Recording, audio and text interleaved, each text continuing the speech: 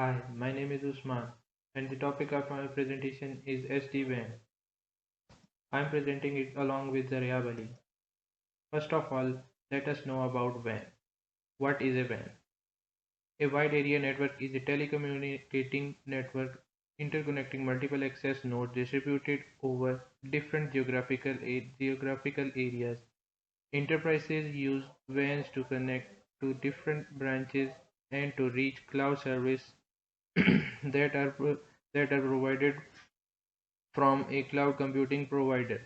The first public WAN was deployed in early 1980 and underwent continuous development. Initially, wide area networks were designed to connect two remotely sited sites by using leased line and had high cost and limited speed. Many different technologies have been proposed to enhance. Now, what is SD-WAN?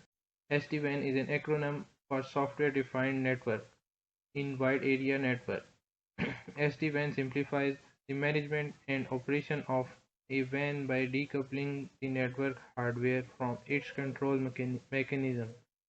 The concept is similar to how software-defined network implements virtualization technology to improve data center management and operation. A key application of SD-WAN is to allow companies to build high-performance WANs using lower cost and commercially available internet access, enabling business to partially and wholly replace more expensive private networks. Now, what are the required characteristics for WAN? A research firm, Gartner, has defined an SD-WAN as having four required characteristics: the ability to support multiple connection types, such as MPLS, last mile fiber optic network, or through high speed cellular networks, for example 4G and 5G wireless technologies. The ability to do dynamic path selection for load sharing and resiliency purpose. The third one is a simple interference that is easy to configure and to manage. The fourth one required characteristic is the ability to support VPNs, the third-party service such as WAN optimization controller, firewalls, and web gateways. Now let's talk about the features of SD-WAN. First of all, resilience. A resilient SD-WAN reduces network downtime. To be resilient, the technology must feature real-time detection of outages and automatic switch over to working links. SD-WAN technology. The second one is quality service. SD-WAN technology support quality of service by having applications level awareness, giving bandwidth priority to the most critical application. This may include dynamic path selection, sending an application on a faster link, or even splitting an application between two paths to improve performance and deliver it fast. The third one feature is security. SD-WAN communication is usually secured by IPsec, a staple of WAN security. Application optimization.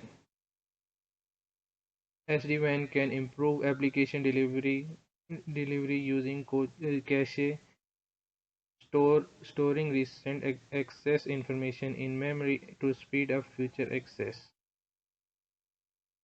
Fifth one is deployment option. Most SD-WAN products are available as pre-configured appliances. People at the network edge in data center, branch office, or other remote locations. There are al there are also virtual appliances that can work on existing network hardware, or the appliances can be deployed as a virtual application on the cloud in environment such as Amazon Web Service. On the last one, administration and troubleshooting. As a network equipment in general, GUIs may be preferred to command line interference method of configuration and control. Other beneficial administrative features include automatic path selection, the ability to centrally configure each appliance by pushing configuration changes out, and even true software-defined networking approach. From here on, Zaryab Ali will continue. Thank you, Usman. Now we will see an open source implementation. This SD-WAN implementation was presented by Anthony Nicolov at research paper. This typical SDN architecture is made by data, control, and an application plane. The data plane is composed by different tools to emulate, for example, hosts, CPEs, WANs, and tunnels. In this architecture, Y operating system is used to build an emulated WAN that is made by 4 virtual routers.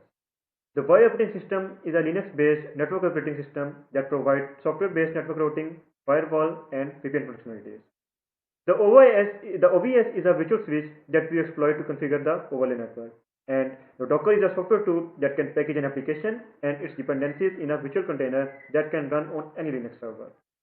Now we will see the monitoring module. The active monitoring is done by injecting additional packets into the network and monitoring their behavior. The core features of DATG are provided by 4 modules. The first is IDG send. IDG send is the component that is responsible for generating traffic flows toward IDG receive. The second is IDG receive. IDG receive is responsible for receiving multiple parallel traffic flows generated by one or more IDG sends.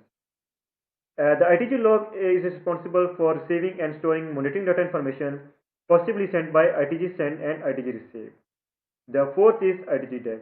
The IDG deck is in charge of analyzing the monitoring data in order to extract performance metrics related to the traffic flows.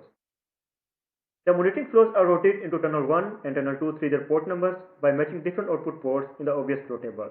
The initialization of monitoring application is composed by 3 phases. The first phase concerns the installation of the flow rules of the monitoring traffic in the obvious switches.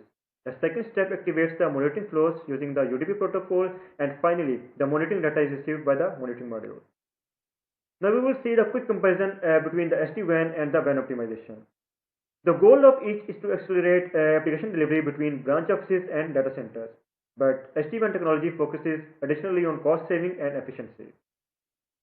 SD-WAN specifically allows lower cost network lines to perform the work of more expensive leased lines, whereas the WAN optimization focuses squarely on improving packet delivery. The SD-WAN technology and the WAN optimization can be used separately or together. Now we will see the quick comparison between the SD-WAN and the hybrid WAN. SD-WANs are similar to hybrid WANs, and sometimes the terms are used interchangeably, but they are not identical. A hybrid WAN consists of different connection types and may have a software-defined network that is SDN component, but doesn't have to. The next comparison is of SD-WAN and MPLS. The cloud-based SD-WAN offers advanced features such as enhanced security, seamless cloud, and support for mobile users. That results naturally from the user cloud infrastructure. And the next is evaluation. In order to test the performance of the proposed SD-WAN implementation, caution traffic flows between the headquarters and the branch offices and monitor the tunnel performance in presence of link congestion, both when the path switching module is enabled and when it is disabled. In the following experiment, 2 performance metrics are considered. The first is out of service time, and second is percentage of packet loss. We have given this graph. You can see. Now we will have the conclusion. The SD-WAN expands the possibilities for enterprises to migrate the cloud applications in a secure manner and provide a flexible deployment model. In order to measure the performance of the proposed solution, they have developed 2 applications. The first is monitoring, and the second is path switching module. The monitoring module can provide delay and packet loss metrics by sending and capturing probe packets to the network by using DATG traffic generator. The path switching module manages flow forwarding decisions according to the output taken by the monitoring modules. This work represents a first open source implementation of this emerging technology, demonstrating the advantages that its adoption entails. Thank you.